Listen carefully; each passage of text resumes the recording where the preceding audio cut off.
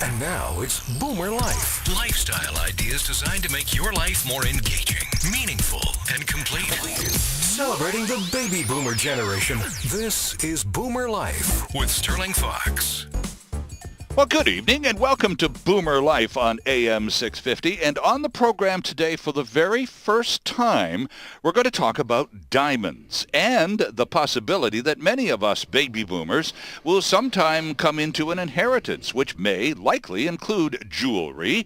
And in many cases indeed, jewelry that has been passed down from one or more generations. And we have, we've seen all those TV shows where they do all the valuations and all of that sort of thing. Well, we have one of those experts in studio with us for Boomer Life today. It's a pleasure to welcome Stephen Benolio from Canadian Estate Diamonds in Vancouver to the show. My apologies for mispronouncing your name, Mr. Benolio. Stephen, it's a pleasure to meet you. Welcome to the program. Thank you, Sterling. And the mispronunciation is something I've lived with maybe a million times in the last 55 years. You're a Canadian guy who bears the designation GG after your name, and I happen to know you're not the Governor General. So what does GG stand for, Stephen? GG is a graduate gemologist. So that was a course that I took with the Gemological Institute of America back in the early 80s, which launched my career into the diamond trade.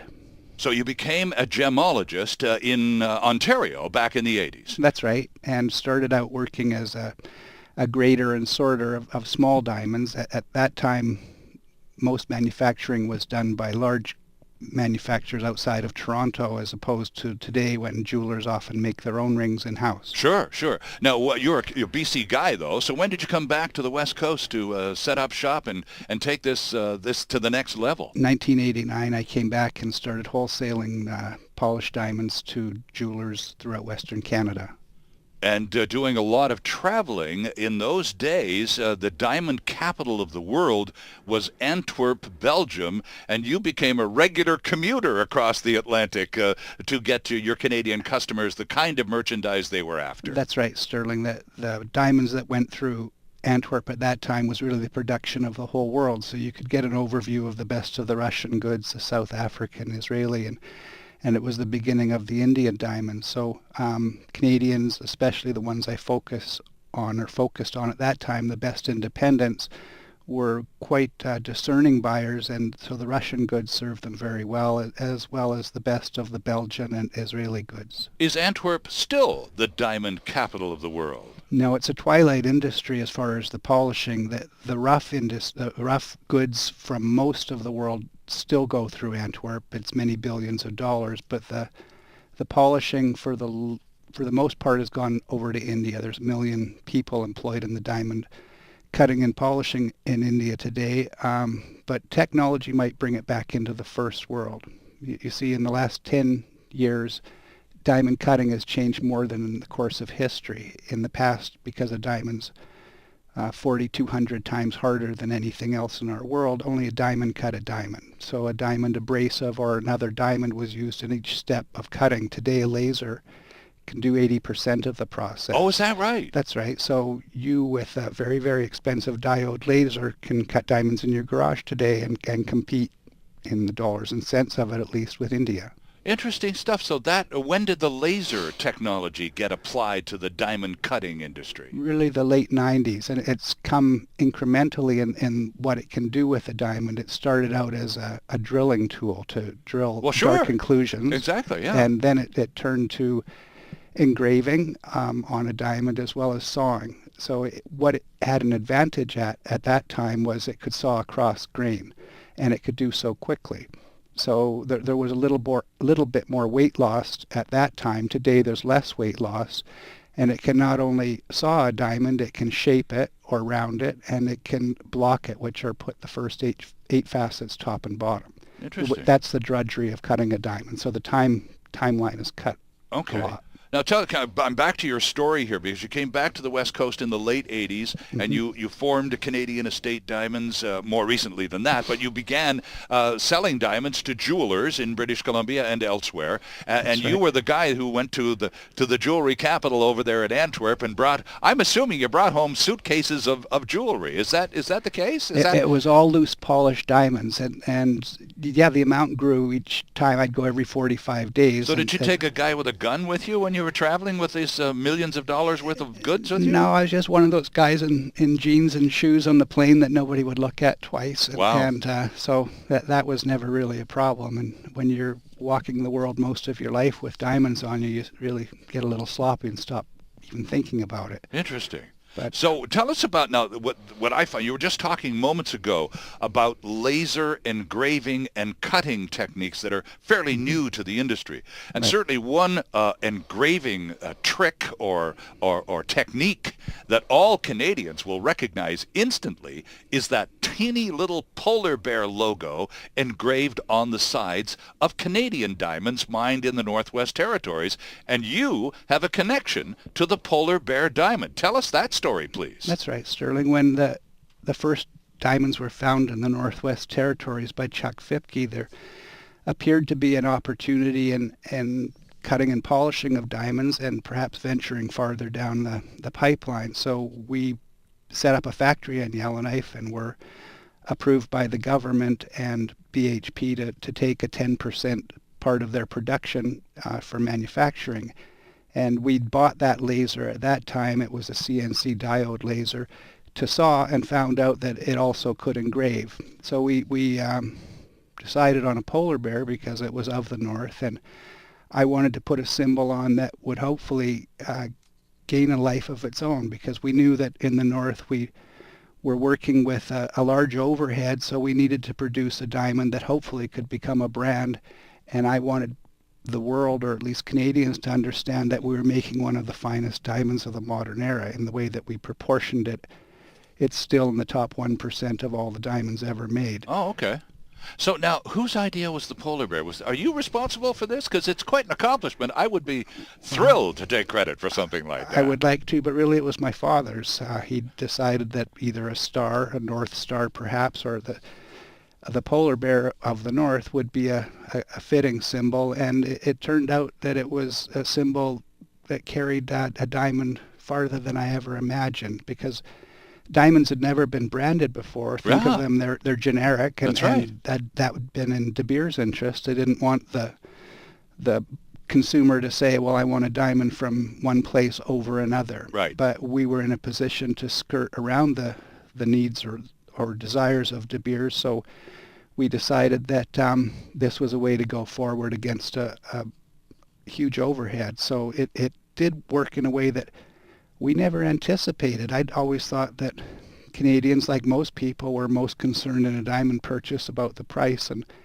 and quality. And in fact, we found out that there was a nationalistic desire that was pleasantly surprising. Well, Canadians were willing to wait a year. I was just going to say that. I just found this out a few minutes ago before we turned the mics on here, talking with Stephen, that we are completely captivated by our polar bear diamonds, to the point where we will forego diamonds from other places on the world of equal quality, I'm sure, because we want that little logo. And if it means standing in line and taking a number, we're okay with that. That's crazy, isn't it? That's right. And there were interesting things about the brand that occurred over the first few years that we could never foresee. For instance, there was a robbery. A shipment of our diamonds were coming from Yellowknife by Canadian Airlines, who existed at that time, and it was stolen. It wasn't a huge amount. It was about $50,000, but we found them because a jeweler in downtown Vancouver called and said, Stephen, somebody's trying to sell me some diamonds with a polar bear on them, and I think they must be yours. Mm-hmm. And so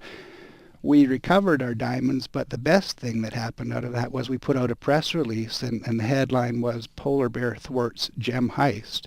And it caught a speed that hit every little newspaper in the country. Yeah. And as far as advertising, Sterling, we couldn't have paid for better advertising. No. It was another side of a brand that opened my eyes, because for the first time, somebody standing behind a product, not only saying, as I was that it was one of the finest diamonds of the world, but there was a guarantee. There was somebody, a company, who had to answer to what they were doing in terms of ethics and quality and guarantee, and that's a better thing for the consumer. Just a quick little technique question for you, Stephen. How long does it take to etch that polar bear on a Canadian diamond? I'm assuming it's a computer program that takes seconds. That you're right. It prints just like a dot matrix printer. If you could put it under 500 power, you'd see a series of dots, and it's very quick. Wow. And it's an international success. Now, obviously, it's ours, so we're really partial to it. How about the rest of the world in terms of polar bear diamonds? Is it catching on?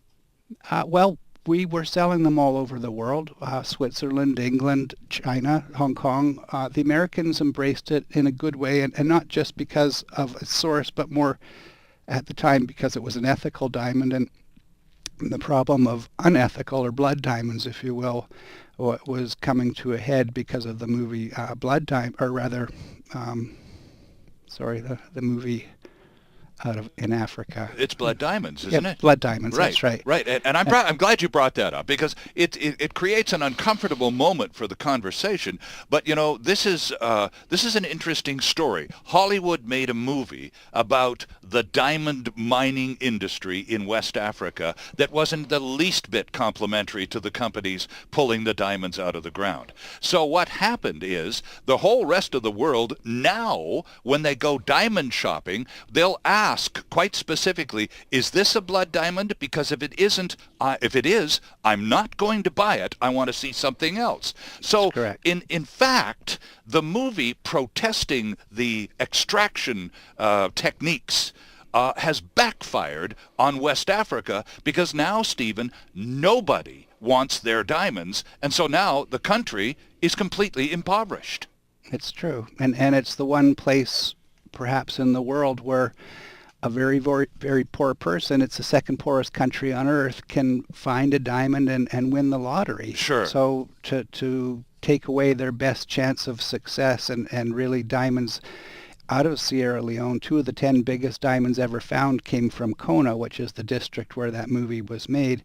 We don't serve the poorest economy on earth well by saying their diamonds should not be. That war ended in 2002. Well, Charles that Taylor is in The Hague for war crimes against humanity. That's right. So that issue's over. Now it's time to see that this is actually hope for Africa. Instead of sending them money, let's buy their diamonds, because they're some of the finest in the world. Well, that's really interesting. I'm glad you took a second to steer us in that direction, because it's a story that for most of us remains very much alive in the context of that movie that's now quite a few years old. And as you've just pointed out, the subject matter that the movie contains has now completely changed. It's not like that anymore. That's right. The one place that probably, if anybody should avoid buying a diamond from, it's Zimbabwe. The Marange mine is a place that has low quality diamonds, and it's maybe the biggest find of the last 30 years.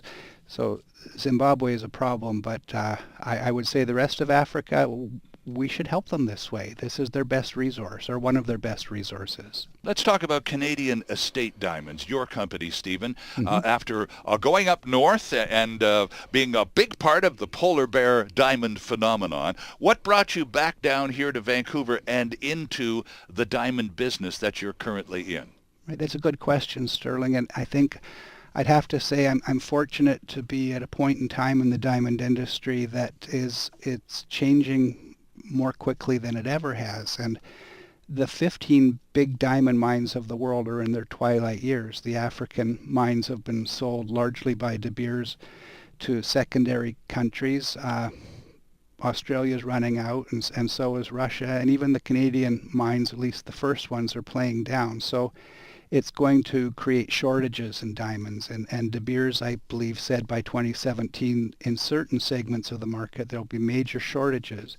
So if you think back to the advertising campaign that I believe won the best marketing campaign of the 20th century, it was De Beers and a diamond is forever. Yes, and of course. They, being a company based on a product that they were saying would become an heirloom, that it should they're insinuating you should never sell, and it's a memory, and that's what they became. But as the world runs out of them, and sadly, when you think about half of all marriages in Canada ending in divorce, there needs to be, and there is developing, and will be a larger aftermarket as time goes past or Right. goes by. And we also began the conversation with the notion of inheritance, and this is Boomer Life, and we Boomers That's right. are experiencing those realities in our lives. Got to ask you this. We need to take a break, but I have to ask you this question. Who said diamonds are a girl's best friend? Was that De Beers or was that Hollywood?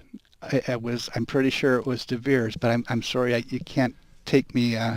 You can't take me to court on that one. Well, Sterling. diamonds are forever, and diamonds are a girl's best friend. Probably the two most memorable phrases associated with a product that is worldwide in terms of its popularity. That's right. They've become a symbol of love and certainly of marriage. Well, we'll talk more about diamonds with the principal from Canadian Estate Diamonds. Stephen Benolio is in studio. This is Boomer Life on AM 650. This is kind of exciting stuff. We've never talked about diamonds before, and there's lots more still ahead. Stay with us. It's all about the baby boomer lifestyle. Boomer Life. On AM 650.